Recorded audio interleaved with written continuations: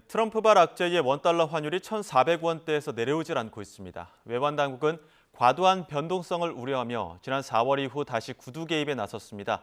자세한 내용 취재기자 연결해 알아보겠습니다. 이형원 기자, 환율이 1,400원대에서 내려오질 않고 있죠?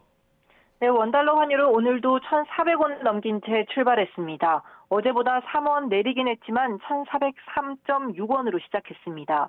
어제는 장중 1,411원을 넘보며 2년 만에 최고치를 기록했었는데요. 오늘은 이런 급등세가 다소 누그러져 현재는 1,407원대에서 움직이고 있습니다. 다만 심리적 마지노선인 1,400원을 넘어선 상태라 불안감은 여전합니다.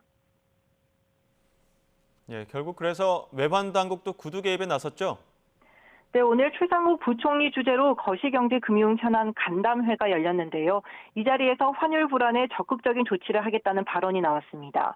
최 부총리는 미국 신정부의 정책 기조 변화와 함께 세계 경제 성장, 물가, 통화 정책 관련 불확실성이 상존하고 있다고 우려했습니다.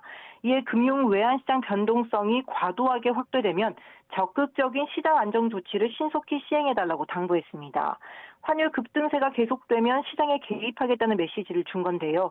이런 구두 개입은 중동 정세 불안으로 환율이 1,400원 턱밑까지 올랐던 지난 4월 이후 7개월 만입니다. 이렇게 정부가 나설 정도로 환율 불안이 커진 이유는 뭡니까? 내년 1월 공식 출범하는 트럼프 정부가 미국 우선주의를 내세우고 있기 때문입니다. 관세 인상을 포함한 무역 장벽을 높이겠다고 공언해온 만큼 이런 정책 실행으로 무역 분쟁과 고물가 우려가 커졌기 때문입니다. 이렇게 되면 미국도 기준금리 인하 속도 조절에 나설 수밖에 없겠죠. 이 같은 불확실성에 원화값이 떨어지고 있는 겁니다.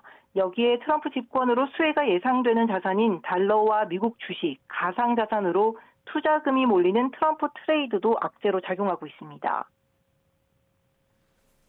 우리 증시도 연일 내림세였는데 오늘은 그래도 반등했죠? 네, 일단 상승 출발했습니다. 코스피는 0.55% 오른 2,430.26으로 문을 열었습니다. 나흘째 내림세를 멈추고 반등한 건데요. 오만전자를 위협받던 삼성전자도 모처럼 오르며 5만 1,000원대로 올라섰습니다. 다만 우리 시장에서 외국인은 여전히 매도세를 보이고 있어 추이를 좀 더 지켜봐야 하는 상황입니다. 이 시각 코스피는 2,430 안팎에서 움직이고 있습니다. 코스닥도 0.65% 오른 694.16으로 문을 열었는데요.